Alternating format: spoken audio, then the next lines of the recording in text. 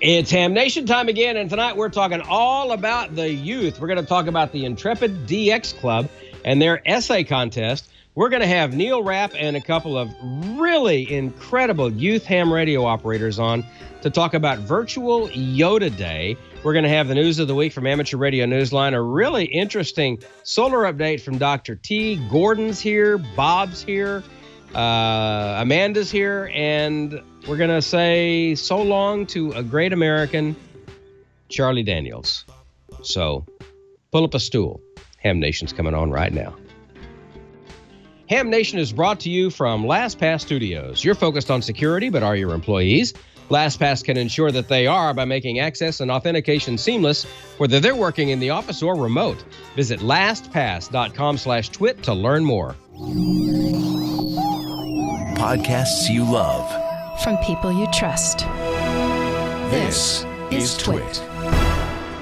This episode of Ham Nation is brought to you by Icom. For more information, visit icomamerica.com/hamnation.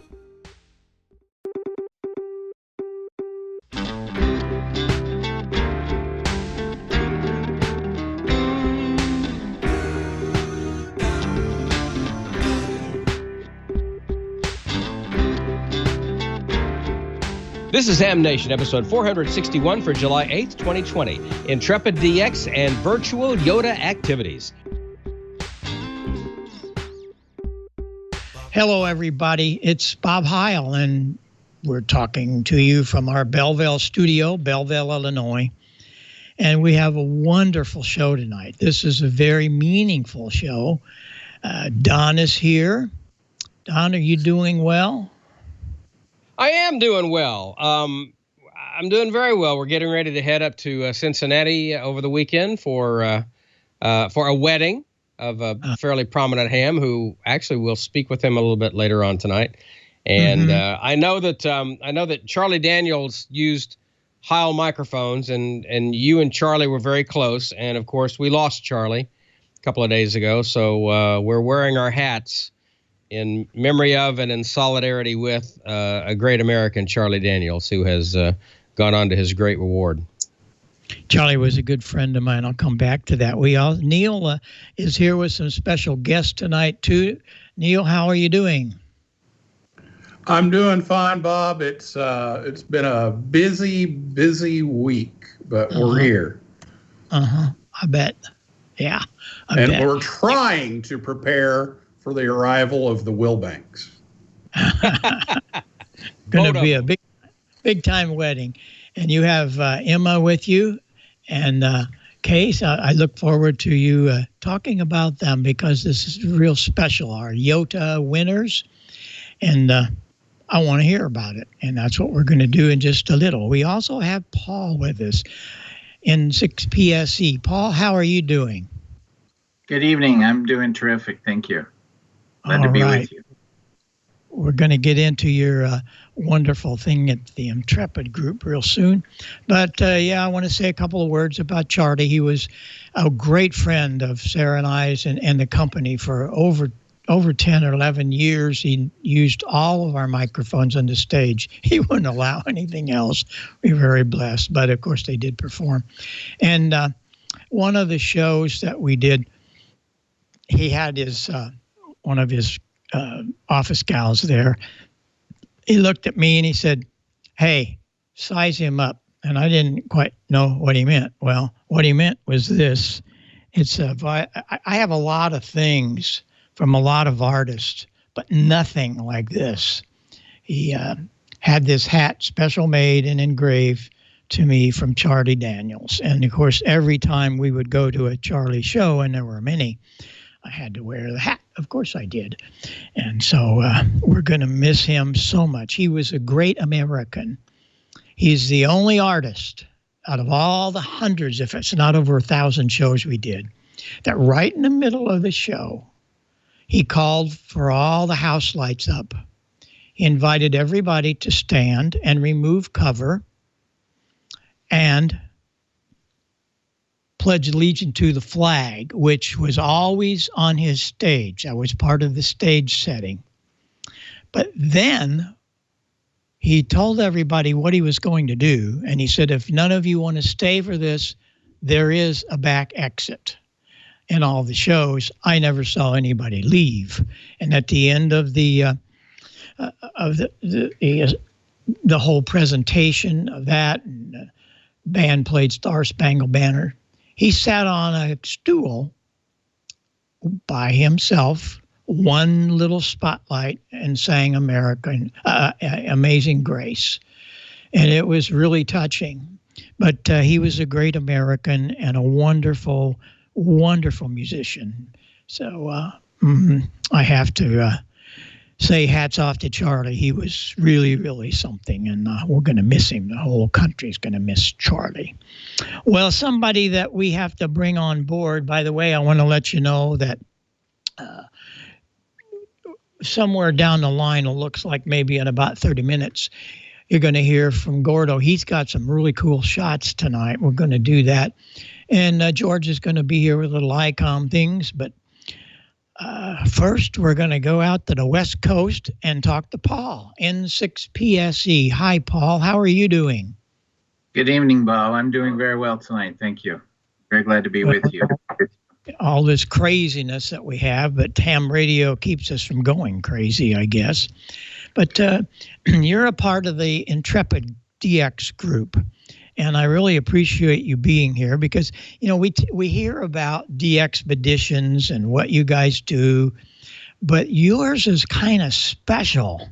And the reason I say that is that you're not just a group that goes out and plays radio and gives us all these great foreign countries, but tell us about what I see here. These are some of the things you do while you're on these really far out places. What do we see there, Paul? That's correct, Bob. Working with youth has always been a part of our focus since our inception. And what you see there is Al K3VN and David K3LP proctoring a U.S. Amateur radio license exam session at the Addis Ababa Technology University in Ethiopia. It was our hope that we could license some kids there and that they could then get reciprocal licenses in Ethiopia, and that there would be more activity coming out of Ethiopia. So we had over 60 students there take the exam. I believe that almost everyone passed, and so there were a lot of licenses were issued. Wow, that's great. And here we are. We're in Juba, South Sudan in 2011. South Sudan became a new country, and we went there to do the ST0R DXpedition. And there was a large school across the street. And one day I went over and met the headmaster and invited him to bring his students over to see amateur radio activity. And sure enough, they came marching over, and we cycled everybody through the shack to see us making contacts. How cool. This is also the same group in Juba, South Sudan. There's David K3LP, unfortunately now a silent key. He's there operating. You know, that was quite a sad thing about David. We'll come back to that. And then here we're proctoring this is the first exam in Addis Ababa. You see Bill N2WildB, David K3LP, and Al K3VN. They're speaking to the group, basically giving them some instruction about the exam process, and the kids are just about to start taking the exams. Man, look at all that.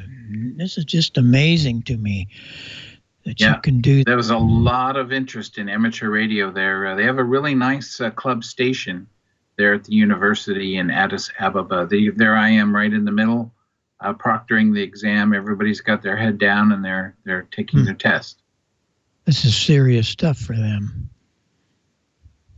Here we are in the island of Rotuma, also in 2011, Harani YT1AD there at the chalkboard, and Atalano Ohms PY5EG there in the blue shirt is giving instruction to a high school class in Rotuma. We were there in 2011 for the 3D2R DXpedition. And there's the team. This is the Conway Reef team in 2012. Here's the 7 Oscar 6 Tango team from Yemen, also 2012. You guys are something.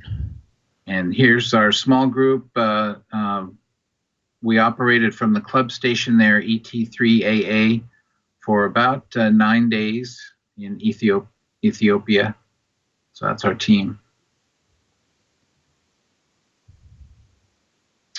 And in 2015, we made several goodwill visits trying to promote amateur radio. This is the Intrepid DX group. We're in Tehran, Iran.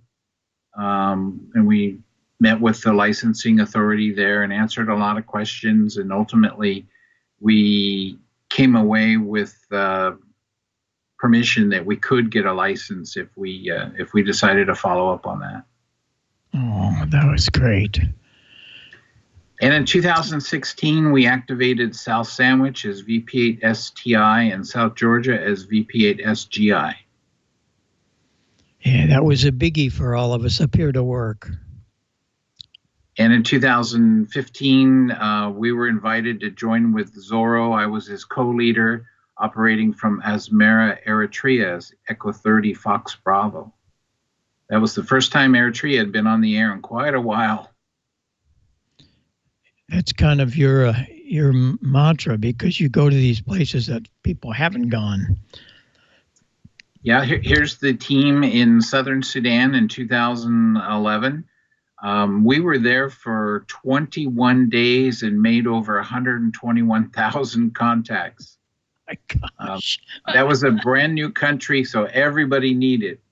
It was like P5. Everybody needed it. Wow. A lot of fun. We could just go on forever and ever, and we're going to come back to you. And if maybe another month when you get things really rolling on the thing that I want to talk about, that's your dream rig contest. But I wanted everyone to know that your whole organization is just loaded with people that understand the importance of ham radio in foreign countries. And yes, we all get to work you guys up here and put the card on the wall and so on, but you guys are spending your life going out to there, and you're teaching them what not only ham radio is, but English and everything else they learn from it. So I really appreciate what Intrepid is doing. Tell us about this Dream Rig contest.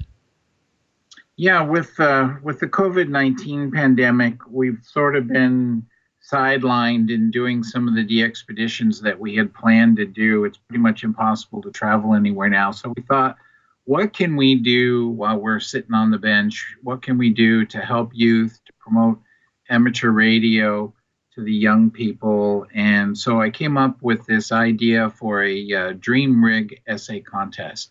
Basically, we want to strengthen our connection with the youth, and we want to reach out to them and ask them, what can we do to make amateur radio more appealing to our young people? Well, the thing that I noticed is that you're actually getting them a license to be on the air. So some of these kids are going to do things that they never thought were possible because of the Intrepid group. And how do they enter this dream contest? How will that happen? It's a very simple process. Because it's our first year in doing it, we made the criteria that the person had to be 19 years or younger, and they had to hold any U.S. amateur license. We know that dealing with some countries, they're just fraught with problems in terms of customs, fees, and red tape and stuff. So we thought, let's keep it simple for this first year. Anyone with an amateur radio license from the U.S. is eligible. And they have two questions. Tell us, what are your goals and aspirations with ham radio, and what can we do to better understand the appeal of amateur radio to our youth. What can we do to promote amateur radio? And we've received about 20 essays so far. They're very nice, very well thought out, and some really, really great responses to the questions that we asked. So we're really excited. That's really neat that you're going to make them type or write an essay. That's great. Where can they learn more about this? I guess just go to your website, right? Yeah, they can go to our website, Intrepid-DX.com, or our Facebook page, the Intrepid DX group. And we have information on there. We've also put information on the main page of QRZ.com, and then also under the news on eham.net. Or they can email me. I'm good in QRZ.com. If they want any information or have any questions, send me an email. I'll answer everybody's questions. Okay, that'll be something we can do, and that's easily done. But you want to go to the website. That's the best thing. Victor has the website there, and we'll put that up for you. Just dial up the website, and you'll have all your questions there. And let's get involved. If you know some young operators or young children that you want to bring along in a hobby, this is a great way to do it. I really look forward to having you back. We'll do it a couple of times before, and then we'll have to have the winner and see how they won this with an essay, and that'll be just terrific. We'll make sure that Heil sound is there if you need some extra prizes or whatever. So got to do that, because one thing I noticed, by the way, almost every slide you had every picture. You guys are all using our headsets. I appreciate that very much. Yeah. But we really go out the length to make sure that we support you guys with all the gear and things that we can do. So that's one of the things that we do. But I want to personally thank you and everyone at the Intrepid group for what you're doing, not just the DXpeditions now, but the tutoring that you're doing and bringing more people into this great hobby of ham radio, Paul. This is absolutely wonderful. Well, thank you, Bob. We're having a great time, and we're really enjoying it. It's really enjoyable to work with the youth. They're the future. Yeah, you got it. Well, thank you. Stay safe, and I'll be back to you, and we'll have you here again, and we'll learn more about what you guys are doing out there. In the meantime, make sure you're observing all of your crazy things we have to do today, because we do want to stay safe. Thanks, Paul. Appreciate you being here. Thank you. Have a good night. Okay.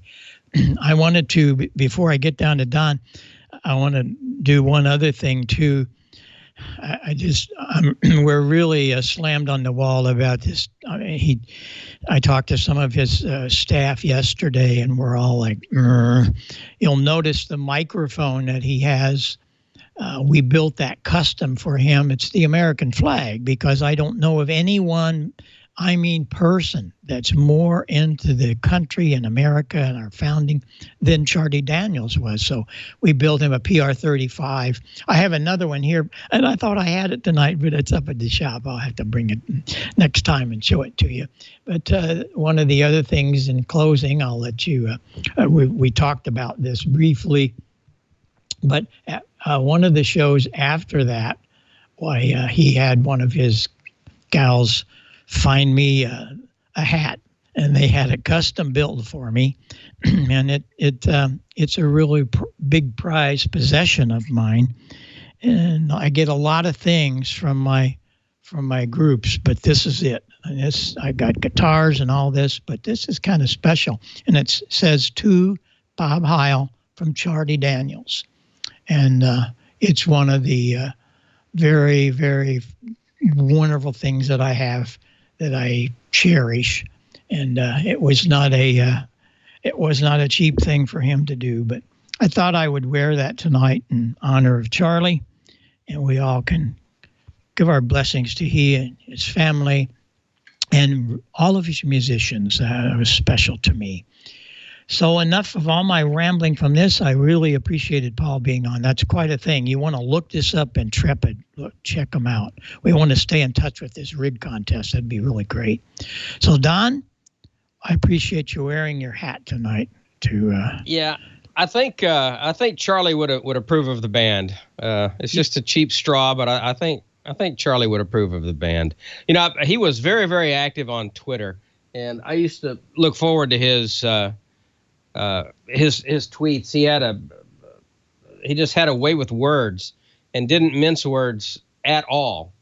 With Charlie Daniels, I didn't know the man personally. I'd never met him, but of course I've been a big fan for all of my broadcast life, and before that, played a lot of Charlie Daniels records on the radio in my day. He was just, what you saw was what you got with Mr. Charlie. And if you didn't like it, well, too bad. The road goes both ways. And yeah, it's just a great guy. We're gonna miss Charlie. And I know you've got some great memories. I wanna congratulate Paul and the Intrepid DX group there for working with the youth. As you know, Amateur Radio Newsline's extremely proud of youth amateur radio operators, and so as such, for 30 some odd years now, we've been doing the Young Ham of the Year award, which of course is imminent. An announcement is imminent. I understand that they're very, very close to naming the 2020 Amateur Radio Newsline Bill Pasternak, WA6ITF Young Ham of the Year recipient, and we'll let you know about that as soon as we find out. Good friend of Newsline, good friend of Young Ham of the Year, a good friend to us all, a great teacher, Mr. Neal Rapp, WB9VPG, is here with us tonight. Neal's a chemistry teacher and also is at the helm of arguably one of the top youth clubs, school clubs, always does very well on the school club roundup there. Give us a plug for the school club there, Neal, before we get into the business of the evening. Yeah, the school is Bloomington High School South in Bloomington, Indiana, and call sign is K9SOU, and we've been reactivated for I think 17 years now. We actually found that there was a club there in 42, but wow, we've had some gaps there, but yeah, we've had over 100 kids come through the program, thousands exposed to ham radio there, and it's been a great time. Awesome. Well, congratulations on that, and congratulations on your wedding coming up on Saturday. I'm so thrilled that Dawn and I are going to be able to be up there and celebrate you and Julie's new life together. Couldn't be happier, my friend. I love both of you, and I'm just so thrilled. So, want to get that out of the way now. Let's talk about Youth on the Air, because that's why you're here, and we've got a couple of very special guests. So, Neal, tell us all about what's going on with this. Yeah, we do, and I look forward to seeing you here in a couple of days. That'll be great. A couple of weeks ago, we did a virtual YOTA Day. So we couldn't have the camp. It was supposed to be that week before field day. And because of the pandemic, we couldn't have that. So we promised that we would, get everybody together and do something. And so we put together about 6 hours. It turned out to be about 6.5 hours of stuff that you could do from home. And one of the things that we did between the informational sessions or lectures or whatever, presentations, whatever you want to call it, we did some competitions. And we gave away some prizes. And Heil Sound, of course, graciously gave us some prizes, as did DX Engineering and R&L Electronics. So I sent Bob a list of all the winners, and he said, let's announce these on the show. And I said, well, I don't have any pictures yet. And he's like, well, let's have some of the kids on. So tonight we have two of our winners with us, Case Van Osprey, W0AAE, and Emma Hardman, VE3EHT. So they're here tonight, so we can talk a little bit about that. So Vic, if you got the slides ready to go, we'll dive in there. So youthontheair.org, and we do have our camp dates just about ready to announce for 2021. So we'll be making that announcement here in a couple of weeks about when we're rescheduling the camp for summer 2021. So yeah, thanks to all of our prize donors. We couldn't have prizes without you. So thank you to Heil, Sound, DX Engineering, and RNL. So the competitions that we did, the first one, Case W0AAE, who is here, was the winner of our pile-up competition. So Case, tell everybody about what you had to do for the pile-up competition and what you won. All right, so I had I was on the computer, so a guy with a recording played back a bunch of call signs that were in like a pile-up or a contest pile-up, something like that. First, they did one with just normal American call signs. Those were easier. They could, so they were kind of all jumbled together at once, and so you had to pick them out as you were going along at the recording. The recording was about 1 minute and 10 seconds long, and so it's longer than you think. So writing all your call signs down that you that were said in that period of time was the key to winning it. And they did about 2 rounds of that. First round was easier because they were split up differently. Split up into easier rounds, and they were much louder call signs. There were much louder people on the air. And then the second one was basically fast call signs, fast American call signs that just normal contesting, you'd notice how big the pileups were and everything like that. Third round, third or so round, there might have been another round after that, but third round, they had accents with DX, so Germany, Sweden, all the DX, just every DX call sign they were thinking of via JA. There was a JA in there, and then there was a stroke station in there, which was that one I did not get. People were pretty stumped over that one. So what you had to do, just write them down and report them right back to the camera after it was done, and they graded you on it. I think the proctor missed a couple call signs in there. As I said them, I was like, I swear I heard that call sign in there. People were replying back, yes, he did.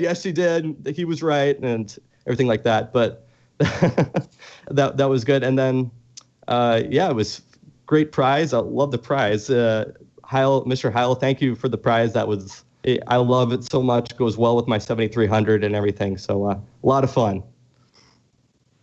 Yeah, so he got a BM17 headset, and he's already putting it to use. So that was a great prize. And our second place was actually somebody from Youngsters on the Air from over in Europe. Eileen, TF2EQ, won a foot switch from Heil Sound, and just sent all of that over to her. And she did well. And one thing Jocelyn noticed, KD8VRX, and was telling me about was Eileen did so much better when we had the DX call signs. And then everybody from North America was, they were doing great with the US call signs and the Canadian call signs, but she really got the foreign ones because that's what she was used to. So that was kind of cool. So that was the pile-up competition that we had.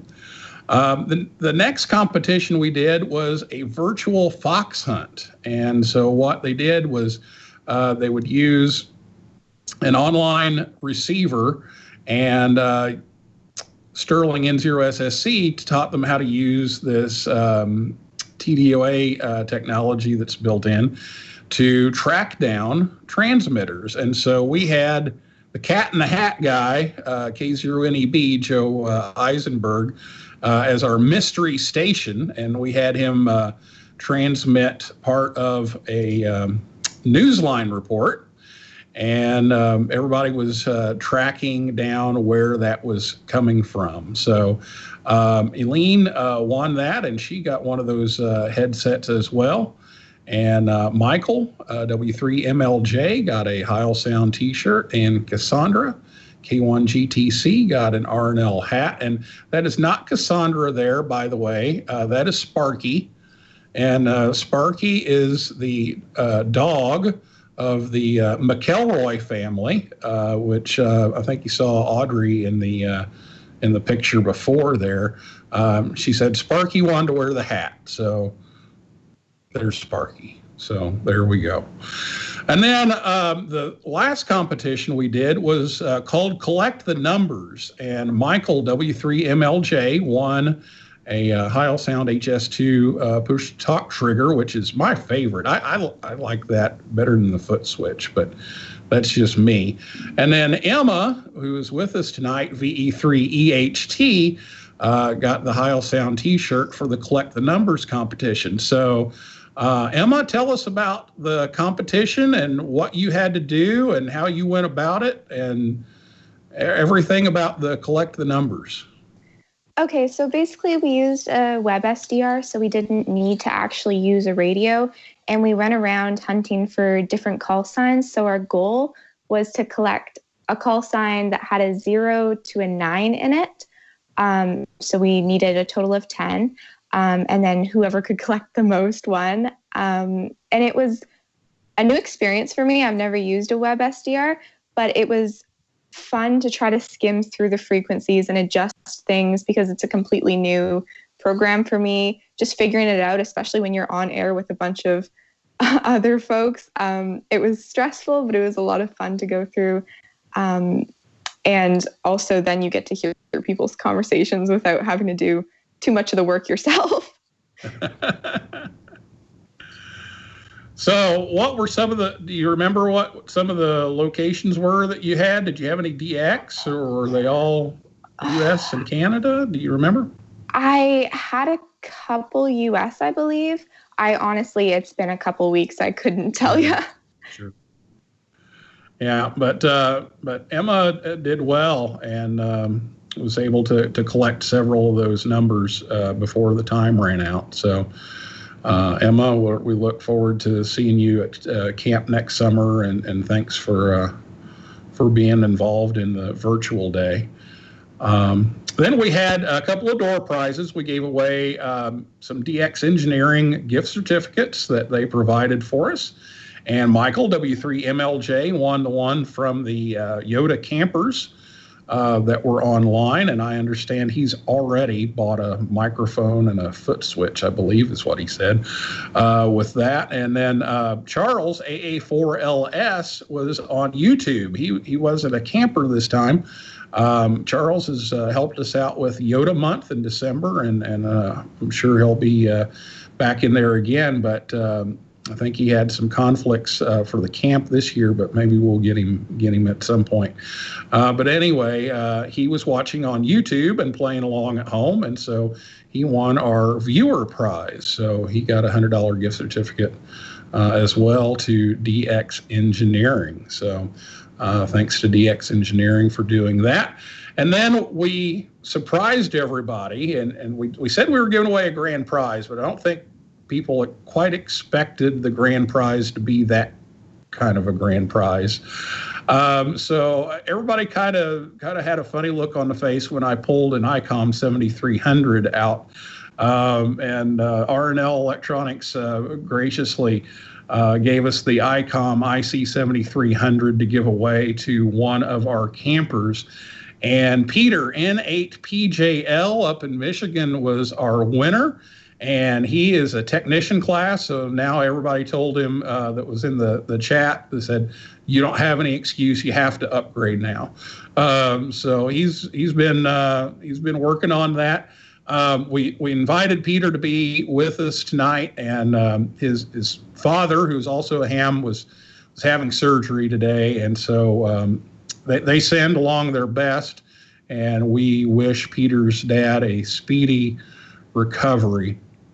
But they were not able to be with us tonight. But those are our prize winners from Virtual YOTA Day. So we look forward to seeing everybody at the camp next summer and getting involved with the December YOTA month in December. So Don, that's that's it. Those are our winners.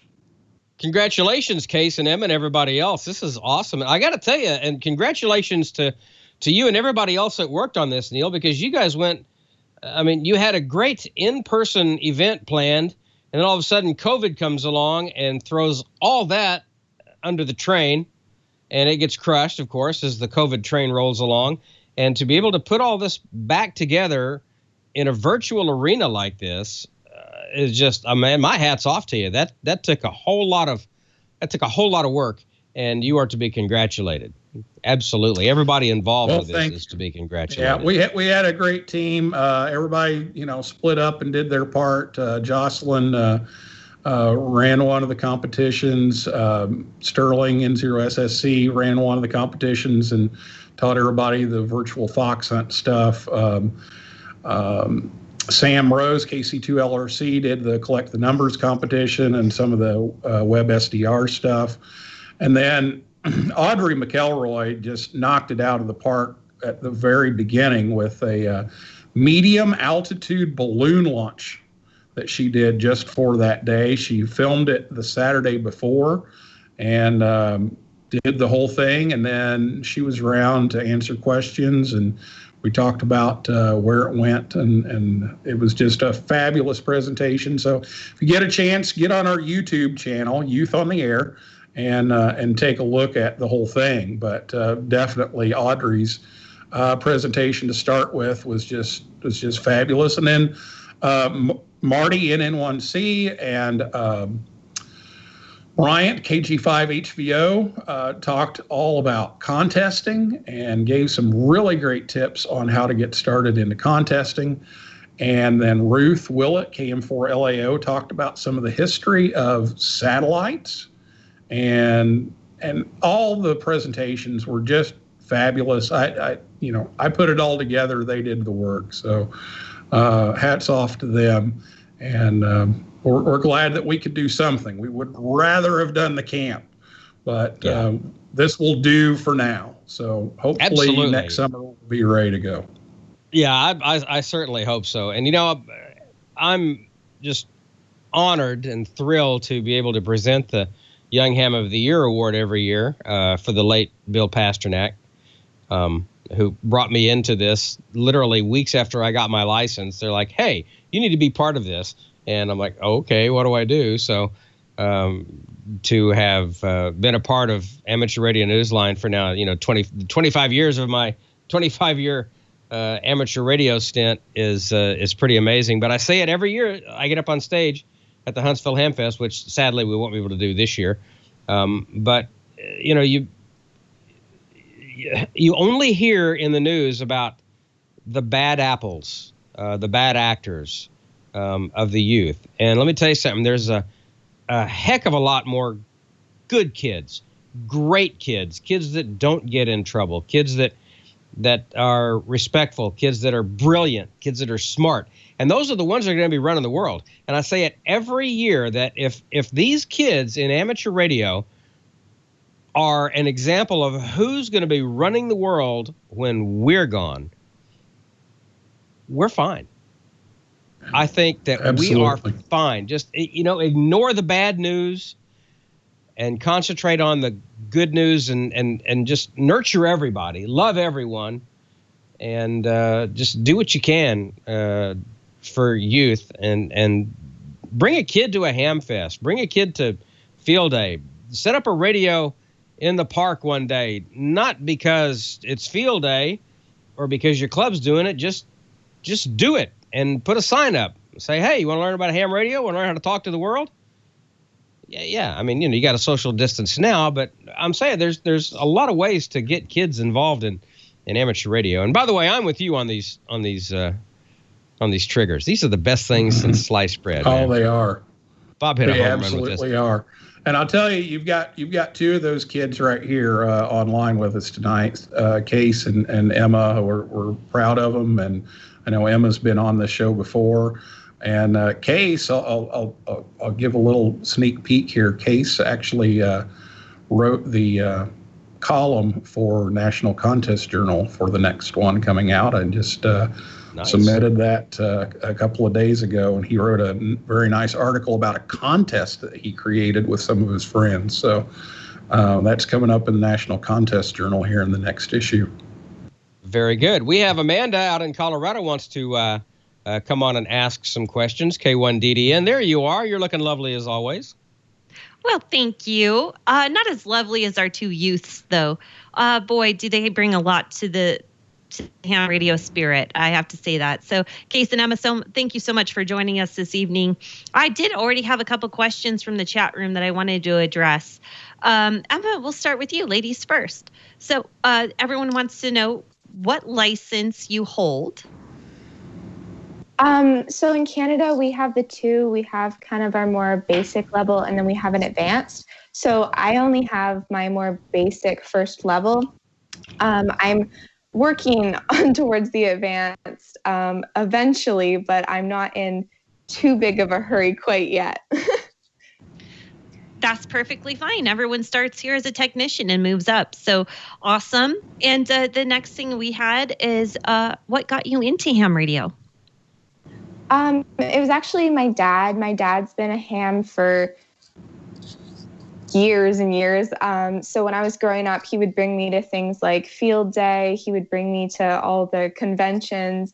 Not Ohio yet, which I was hoping this year.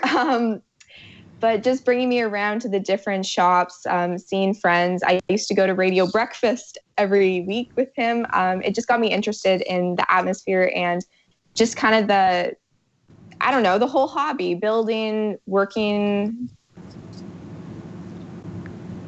Absolutely. That's a great answer, by the way. And I wish you would have been at Dayton this year because this would have been my first year as well. So it's too bad. Maybe next year, right? All right, Case, let's talk with you. Same questions. What license do you hold and what got you into ham radio? So I'm a general class license, and I've been a general for about a year since this past February. And I'm working on the extra. I'm hoping to get the extra just to get a better call sign at 1x2 or 2x1 call sign for contesting, or just the privileges. I'm so angry that I only get 14.225 to 300, and I just want that extra space for contesting because I always have to stop right at 14.225, and I cannot go farther to work DX in the other portion during a DX contest. But hopefully that'll come here soon. I've been busy this summer, so I haven't done it. Haven't gotten into the amateur extra, and school coming up, so I might not do it this year, but next year I'm definitely going to do it. That's great. And I got to tell you, the extra is pretty rough. And now they have a new question pull out. And I actually heard that it might be a little bit easier now because they've made more relevant questions. So maybe they'd be more understandable. But thanks you two for sticking around. And if you want to, you can stick around for the rest of the show and we'll get you some more questions there. Does that sound good to both of you? That sounds good. Sounds good. Okay, Neal, I have one for you, and this is not a question, my friend, but a big hello. Oh, I know. Can you believe it? People in the chat room are actually a fan of yours. They are, and they follow you, and they know you have a big day coming up. So they really wanted to say congratulations. Well, thank you. I look forward to being on N4J tomorrow, and you see that antenna in Case's background there. I've actually talked to Case on satellite a couple of times, and we're going to try for tomorrow, doing the special event call sign for the wedding. And hopefully tomorrow night I can sneak over to the Voice of America Museum, maybe, and get on HF for a little bit, I hope. So we'll try to spot that. And then Friday and Saturday, I don't know. We'll see what Julie lets me get away with, but we'll see. And then maybe a little bit on Sunday. We'll see. But definitely tomorrow. I think this is absolutely awesome. I can't believe you're adding so much amateur radio and that Julie is okay with it. God bless Julie, I would like to say. Absolutely. Absolutely. congratulations to both you and Julie. And stick around. We're going to be talking to the kiddos a little bit more here at the end of the show. We appreciate it. Don, back to you. Thank you, Amanda. Yeah, Julie is a sweetheart. I've been enamored with Julie ever since the first day that I really met her and was around her and spoke with her. And she's so funny, and she's smart. She's brilliant. She's a high school Spanish teacher. It's elementary school or middle school. No, it's high school Spanish. Is it high school Spanish? Okay. Yeah. But and she does great work. She does mission work down in Mexico every summer. She's beautiful inside and out. Yeah. And you're now, both if you so see lovely. that plate back here, that came back from one of the mission trips. She goes down to Guadalajara every summer and works at an orphanage down there. And she and the matron of honor are out. I'm actually at Julie's tonight. Just got over here this afternoon. She and the matron of honor are out right now getting massages. Awesome. Perfect. So there you go. That's perfect.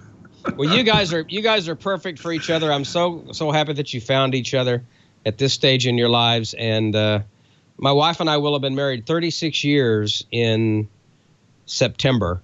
And I wish for you and Julie what we have, because literally it seems like 36 minutes for us. So that is what I wish for you, my friend. So, and thanks for coming on tonight. And we look forward to seeing you here in a couple of days. Yeah, I can't wait. I'm so thrilled that Dawn and I are able to make the trip. Tyler not able to come. He just got a new job, as a matter of fact. So we're thrilled for him, N7TMW.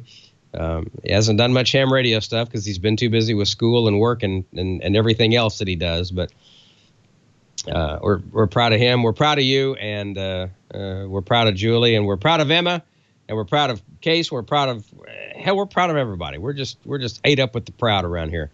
Let's go ahead and get into and we'll come back with more with Neal and the kids.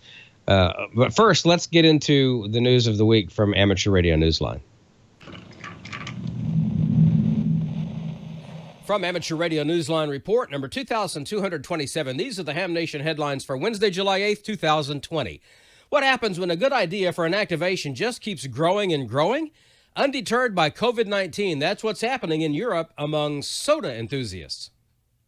This year's Austrian SOTA Activities Day is planned for September 19th. It's normally a radio event combined with a social event afterward, but with the COVID-19 safeguards in place, organisers are looking for a new way to gather safely in the beer garden outside the Gasthaus. Meanwhile, SOTA operators in Switzerland have become inspired by the SOTA Day announcement by Martin, OE5REO. The Swiss Association manager Jörg, HP9BIN, has suggested that operators there could hold a second activity day coinciding with the one in Austria. Now, SOTA organisations in other German-speaking countries are hoping to expand this yet further, garnering interest from Alpen countries such as France and Italy. Could this become the first Europe-wide event of its kind? One thing is for sure, on September 19th, the Alpen Hills will be alive with RF music. For Amateur Radio Newsline, I'm Ed Durant, DD5LP.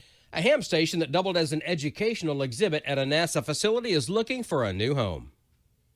Amateur radio station KE4ZXW is leaving its longtime home at the Virginia Air and Space Center in Hampton, Virginia. Operated by the VASC Amateur Radio Group with the support of other amateur radio clubs, the station served as a real-life educational exhibit, giving school groups and other visitors demonstrations of VHF, UHF, HF, and satellite communications using CW, voice, and digital modes. The station was also capable of communications with the International Space Station. That ended on June 30th, the station's last day at the center, which is the official visitor center for the Langley, Virginia facility of NASA. The center's executive director and CEO, Robert Griesmer, said the station would be seeking a new home. It has been off the air since March 13th at the request of the center due to the COVID-19 pandemic. For Amateur Radio Newsline, I'm Kevin Trotman, N5PRE.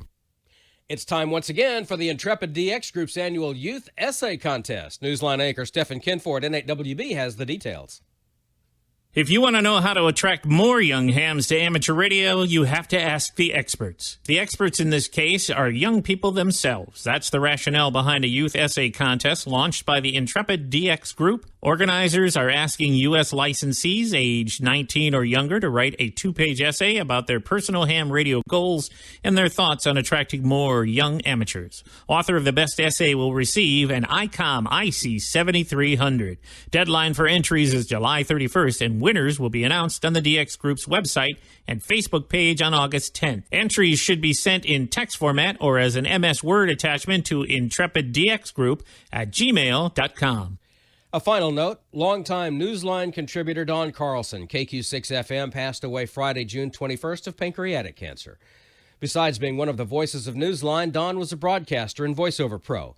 He was also active in the ARRL National Public Relations Committee, ARIES, and various conventions. He was named Pacific Division Ham of the Year in 2010. Don Carlson was only 60 years old. We're proud to have had him in our family. And that's all from the Amateur Radio Newsline, your independent source for amateur radio news for 4 decades and counting at arnewsline.org. With Ed Durant, DD5LP, Kevin Trotman, N5PRE, Stephen Kinford, N8WB, Karen Eve Murray, KD2GUT at the news desk in New York, and our news team across the globe. I'm Don Wilbanks at E5DW. 7-3. We'll see you next time here on Ham Nation. Now here's a solar update from Dr. Tamitha Skov, WX6SWW.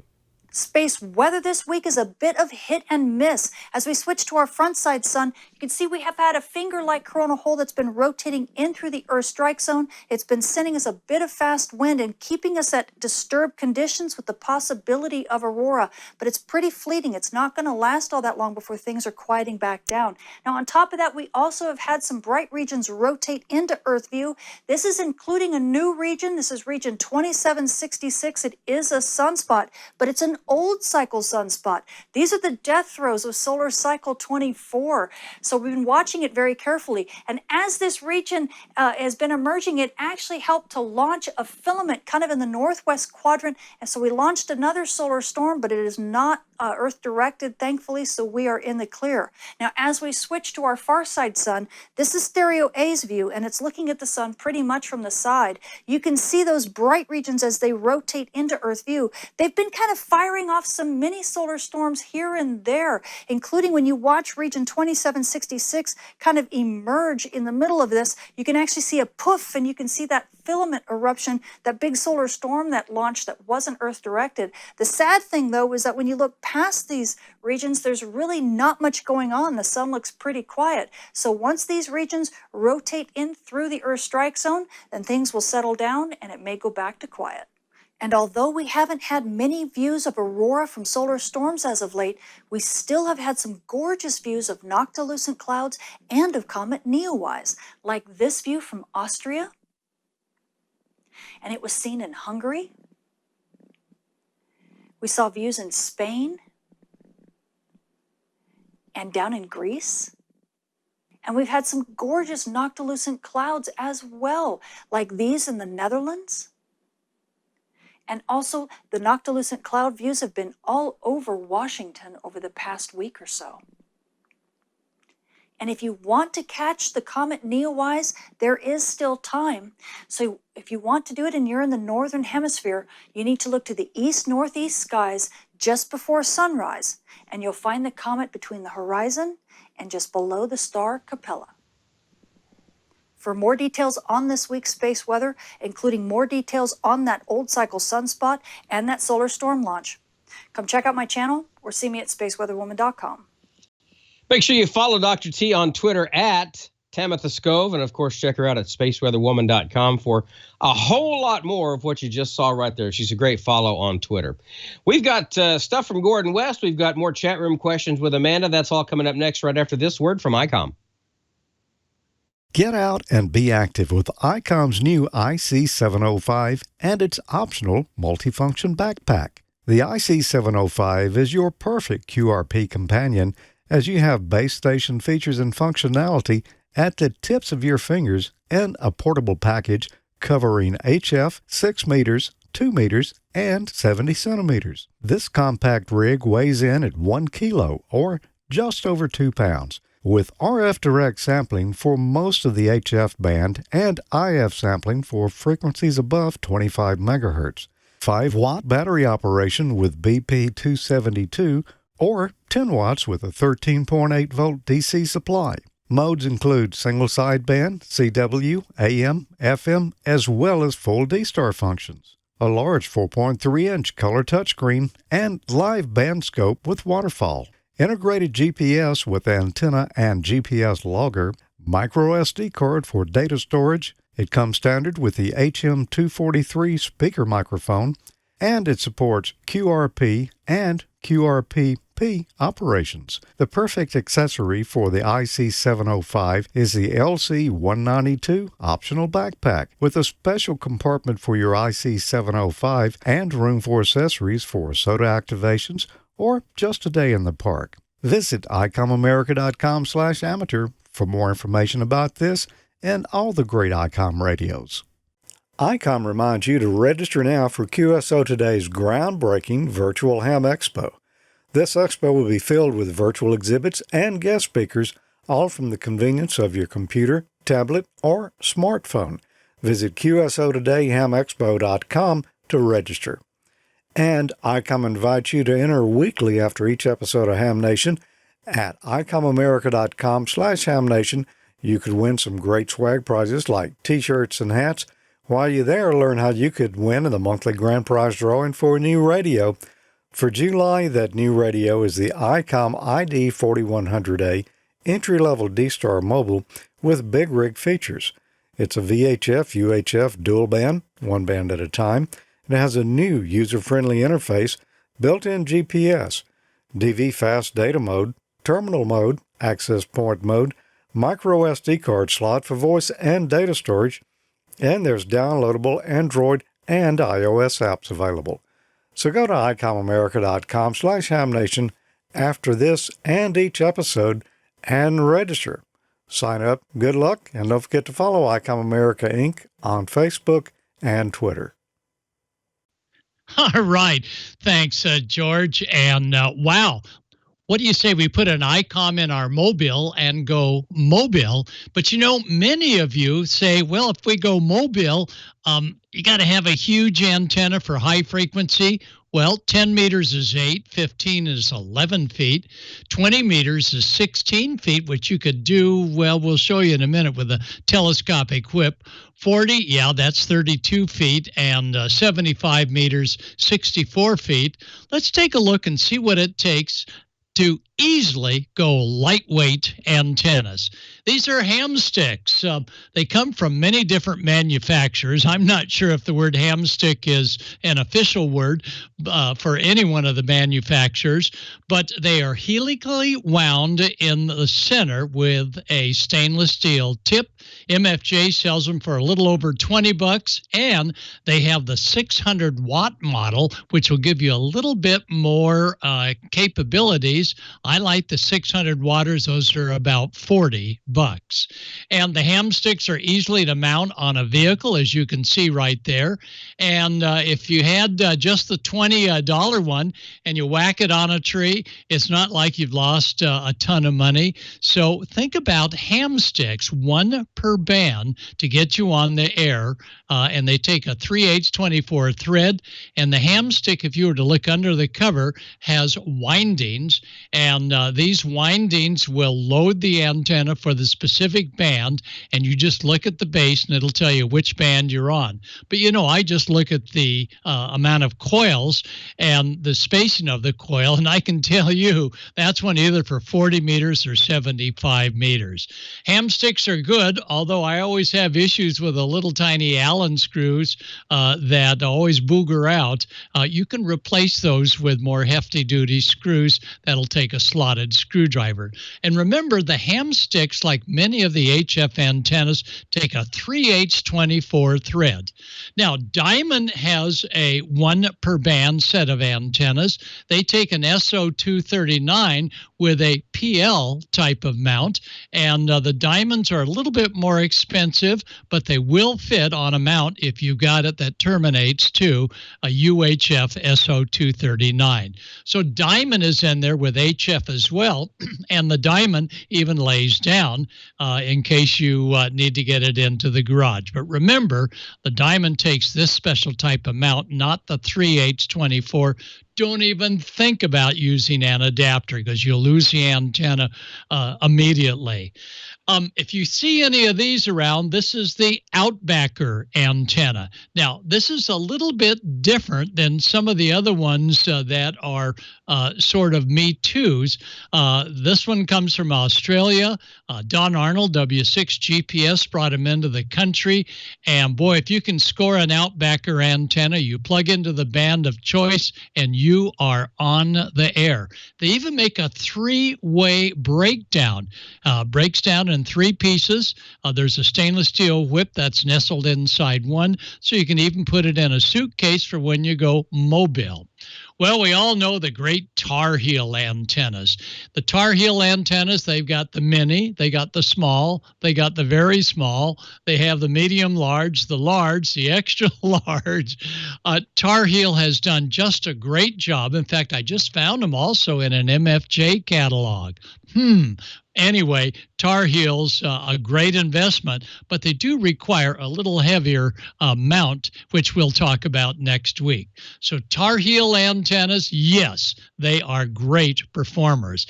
Try and get your antenna up as high as possible.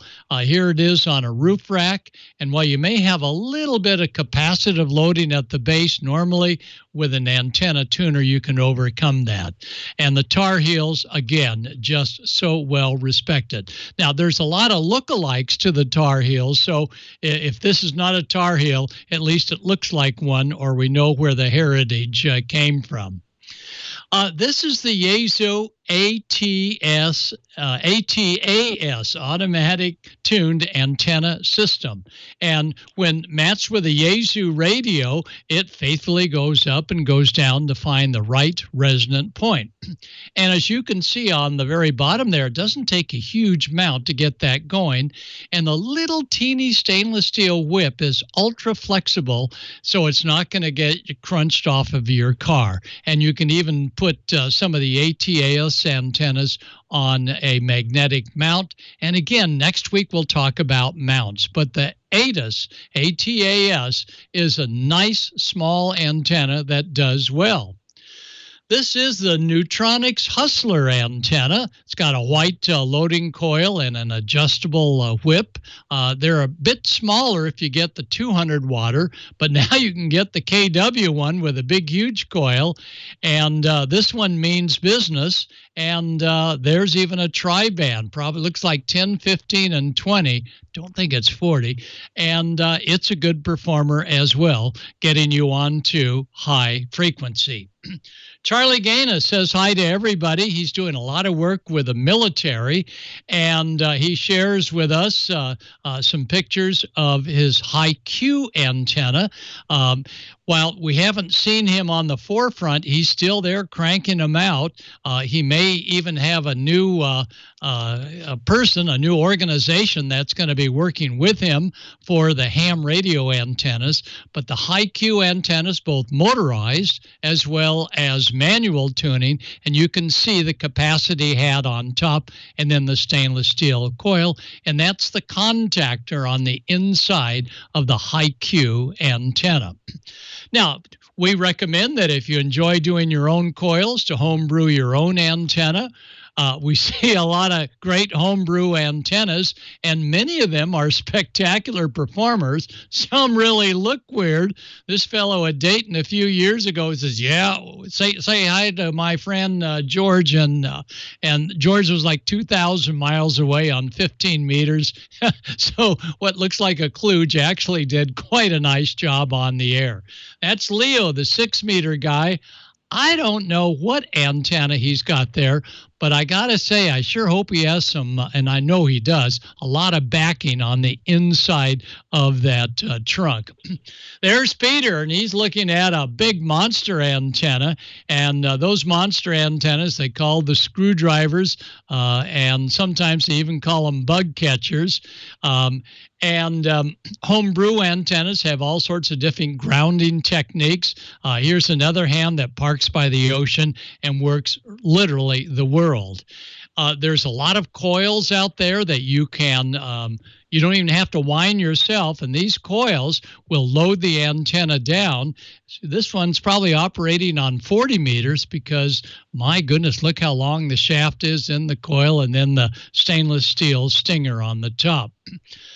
Here's a unique antenna that came from the Great Lakes. We gave it some testing on different frequencies. We aren't sure if we should have had it mounted on a mag mount or what. It was an okay performer, but look at this. You want to talk about an antenna that really screams on 75 meters. Here's one. And the key is you got to get it way up in the air, and the entire mast is all active antenna. So we encourage all of you to think about getting started with maybe ham sticks because they're inexpensive and you can play around with them and see how much fun working high frequency is. Now that we're stuck at home again, a good time to play out in the driveway and play HF with these inexpensive antennas, or I like the telescopic whip from MFJ. It goes to 17 feet. They're $50 one. I think it's stainless steel. 17 feet, drop it down about a foot to 16 feet, and now you have unity gain on the 20-meter band. All of the other antennas you just saw with loading coils, they're a little bit less than unity gain, so you can pick up about 1 dB if you go for the full-sized 16-foot whip using your car body as ground for the 20-meter band. And I think that's what Amanda, is going to do. Amanda, what about a 16-foot whip on your and Jeff's vehicle, huh, Amanda? Oh, boy, you talk about vehicles. We're getting ready to get a new one, and it's to pull our camper. So I've got to talk about antennas on our camper. I'm thinking that Tar Heel, Gordo, honestly. Pretty sleek, stylish. That's what I look forward to. Something we can go camping with, get on all the bands, and have a lot of fun. Not a lot of problems tuning. What do you think? Yeah, no, Tar Heel is good. They have motorized ones, and the motorized automatic ones that find resonance, sometimes you have to give them a little bit of a hand because, as we'll explore next week, not all antennas terminate to a 50 ohm match, but there's a way around it, and we'll tell you about it. But Tar Heel, they've really done their homework, and they have just a great system of automatically tuned antennas. Very good, Gordo. Thank you. And you guys, when we get that antenna for our camper, we'll be sure to take pictures and document everything because this is going to be fun. Right now, we currently go camping and we just throw up a G5 RV and a pine tree, but it's getting tough anyhow. All right, we have some serious questions for some serious youth here tonight. I have some more for Emma in case, by the way, thanks for staying around and joining us. So the first question for both of you, these are going to be joint questions. Everyone's interested in what is your home setup. Emma, you go ahead first. Okay. Well, I share a shack with my dad. So we have mainly operate off of an Elecraft KX3 and an amplifier at about 100 watts. QRP has been a fun challenge. And then we're also, when I'm down there, I'm stealing a lot of his stuff. So I've been borrowing his Heil Pro 7 headset a lot. I'm hoping to pick up my own soon, but for now he's going to have to deal with me. And then we're also using the Heil Parametric, the receive audio system for breaking out audio on SSB, which has been good. And I would soon, I don't operate on CW, but I'm interested in learning. I'm trying to pick it up. So hopefully we'll be getting something in the shack for that soon. Same, sister. That's a great setup, and I know you guys probably enjoy it and make a lot of contacts. Now, when you work QRP, who are you working? Make it all the way around the world, or? We've worked some cool places down. I think my first contact was actually down in the Caribbean a while ago. But just kind of, we do get a lot of the United States. I haven't had the opportunity to operate a lot lately. So hopefully getting back into that, but it's depending on the day, I guess. We've hit some cool spots around the world, so trying to make our way around. That's awesome. Now, Kay, same question. What's your setup and what do you like to operate? All right, so my setup at home, I have a Icom IC7300 with a Samlux power supply here. And my antenna, it's not the greatest. It's a vertical antenna HD FMJ antenna made by Alpha. It gets all right. It's all right for domestic and everything like that, but for DX it isn't that great.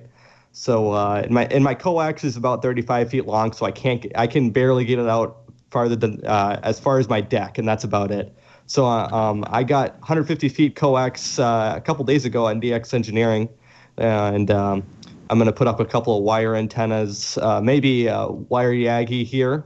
Hopefully that'll come in the next month or so. So, my operating is pretty slim at home. However, I do use a lot of remote stations. Remote ham radio is my main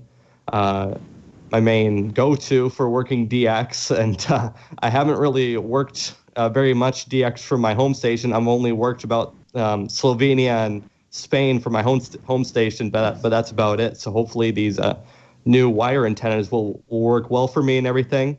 And for satellite work, I have a Baofeng antenna and a SDR, a Newelec Nestor Smart SDR for working satellites. And it's not the greatest for doing FM satellites, but it works well. And so hopefully I'll get my rig set up in the next month or so. And coming to the part where you guys were wondering how I got started in ham radio, there's this Museum of Broadcasting near my house called the Pavic Museum of Broadcasting, and they have their own ham radio shack. I go down there every once in a while, and I walked into their ham radio shack. It was like, what's this? And my dad was like, oh, this is ham radio. You can talk around the world, Antarctica and everything like that. My cousin's an extra class ham radio operator, so he kind of got me started there. Grabbed a book and went from there, and loved it, and couldn't get away from it. I hope to get started in space communication with that in the future. Maybe work for SpaceX or the Deep Space Network. That's my hope in the future. So thank you, Case, for sharing with us. I appreciate that. And it's interesting that it wasn't like a near parent or something that got you started, but that's pretty awesome. So another question was, where do you see yourself in ham radio 5 to 10 years from now? I think you already gave us your goals, so go ahead. Yep, working for the Deep Space Network, I love that stuff. And it's just amazing. Talk to the Voyager probe on the edge of our solar system with 1 trillionth of a watt, 0.1. I wasn't even sure. It was like 0.000000001 of a watt, and it's just amazing what ham radio can open up with you. Satellite communication is just amazing, and I hope to do a lot of stuff in the future with ham radio, and Deep Space Network is definitely my goal in the future. Wow, you blow me away. Thanks, Case, for sharing. And Emma, what about you? Where do you see yourself in 5 or 10 years in ham radio? Well, I'm definitely not going to go into a career path with ham radio, but I do want to keep it as a hobby in my life. My dad and I have always joked that when I'm older, I'm going to be operating off the back of one of my horses. But I do want to keep it like, I want to have property when I'm older, so I'm going to have a couple towers. I'll be operating in 5 years out of a college dorm, but I'm hoping honestly just to get more involved in just take it slow, learn more, get my advanced class license, just see where the wind blows me. I guess I love meeting new people in the hobby, so I guess I'll make contacts and find opportunities along the way. That's a great outlook, and we love it. The next thing is that thinking about that, what do you plan on doing in your life goals? You're going to go to college. What are your aspects there? What are you wanting to do? I want to go into veterinary medicine for large animals, bovine, dairy cattle, that sort of thing. Just the genetics and the breeding, and or large equine veterinary medicine. Very good. And my last question, because Newsline had brought it up, they said it takes the youth in amateur radio to describe how to get more youth involved. So Emma, I'll go to you first. What do you think it takes to get more youth involved? Well, I found that this youth on the air, even though it was online, it wasn't in person, I found that it was still a very engaging process, just because we had, while it's great to hear from people who are seniors in the hobby and who have been doing it for years, it's also cool to see the perspective of someone your own age and having them teaching you material, showing their experiences. It was awesome watching the balloon launch, just having that more personal connection with people, I guess, someone you can relate to a little easier. And also, I think that one of my favorite things is definitely I want to get more involved in contesting. I think that young people are pretty competitive, so I think it'll be good to try to engage them more with contesting, with fox hunts, that kind of thing. Just making it more interactive with each other. Very good. You hear that, old timers? The young guys can stay up later than you can to make this contest. It's true. Yeah, it's 24 hours, and at like 10 o'clock at night, we're like, oh God, okay, let me spit out one more contact. Oh wait, Case, I really want to hear from you too. You answer the same question. How, from your point of view, how do you get more youth involved? Well, my friends really talk about live streaming, and there's this guy that we follow. Well, we're doing it right now, live streaming. But there's this guy that we follow, Ray W2RE. We watch his live stream during the winter times, almost every day. He's on every morning, and during contests he live streams. He gets a lot of feedback about that because you're cheating or something like that. But he doesn't show his frequency or anything. It's just not the best thing to do, according to people, but it's really cool to live stream a contest. It's just really cool. You get so many people involved. Thousands of people watched it. It's during the ARRL DX phone contest, and he got so many people involved working JA and working DX all the time. Worked 121 countries. Watched him work 121 countries just in the contest. And it's just it gets people involved. It gets the youth involved, and another thing that gets people involved is clubs, which is already very prevalent. But live streaming and Discord or any social media that gets kids involved, because gaming these days, people want to watch live streams. So, and kids just like to watch their friends live stream. I mean, you just got to go right to the live streaming, and kids think it's so cool that you're talking to somebody around the world just on HF or VHF, and it just blows their mind that this is bigger than a cell phone. It's way beyond cell phone communication, bouncing a signal off a meteor. Yeah, just live streaming is the best thing for getting youth involved. Good input, Case. Thank you so much for that. And Don, what do you think?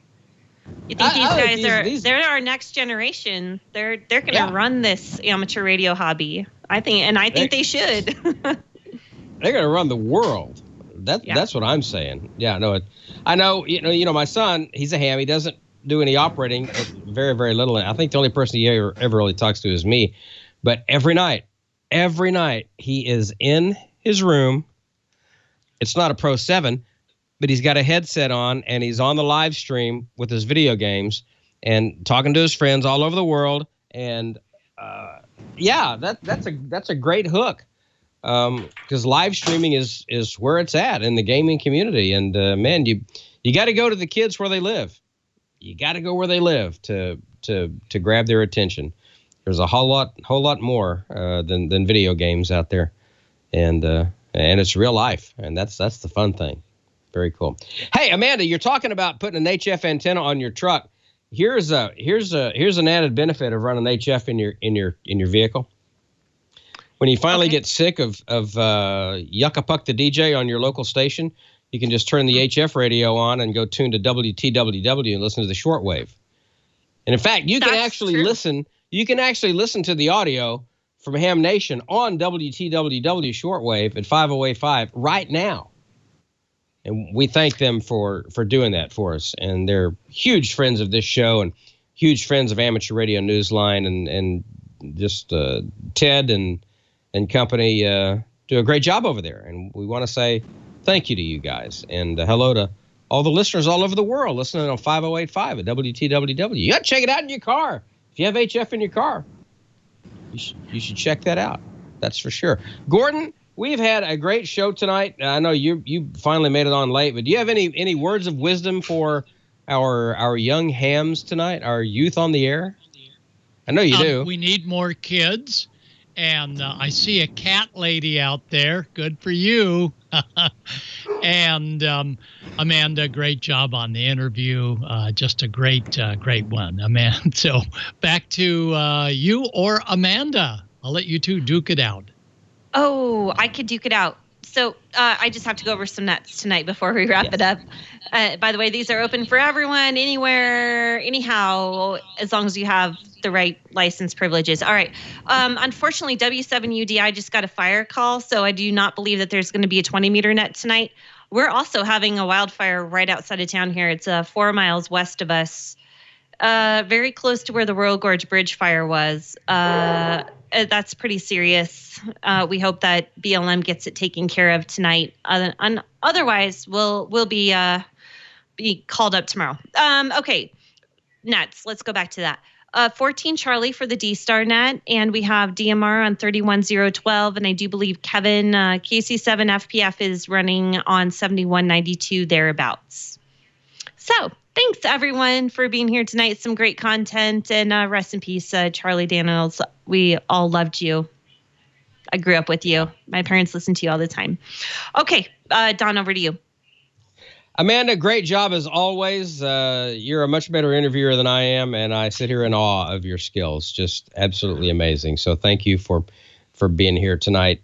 Gordon, you're the king. You're the best. Absolutely. Neal, so happy for you and Julie, and congratulations with the Youth on the Air thing. Emma Case, thank you guys so much for being on with us tonight. And, of course, Paul from Intrepid DX. It's been all about the kids tonight, and that's really the way it should be all the time. We should all be thinking about getting the youth interested in this hobby, because it's the lifeblood of it. And the kids, the youth, I say kids, the youth are going to be running the world when we're gone. And got to make sure that ham radio is a big part of it. And those two right there that you see on your screen, they're a big part of it right there. So, Emma Case, congratulations for all that you've done so far with amateur radio. And this is a hobby that will continue all the way until the end of your days. And hopefully it'll be a big part of your lives. So that's pretty much all we have tonight. So for Bob Heil and for Victor behind the scenes and everybody else who makes this show possible, thank you so much for being here. And we will tune back in again next Wednesday night for a whole lot more fun ham radio information and knowledge that we can share with you. So until then, we'll say goodnight, 7-3, and we appreciate all of you. And check out WTWW. I think you'll like that. So 7-3, everybody. We'll see you next week here on Ham Nation. Hi, I'm Jason Howell, host of All About Android, where each week I'm joined by Ron Richards, Florence Ion, and a rotating crew of Android journalists, developers, and enthusiasts, where we talk about the latest news, hardware, and apps for the Android faithful. You can subscribe by going to twit.tv/AAA or find the show in your podcatcher of choice. That's All About Android.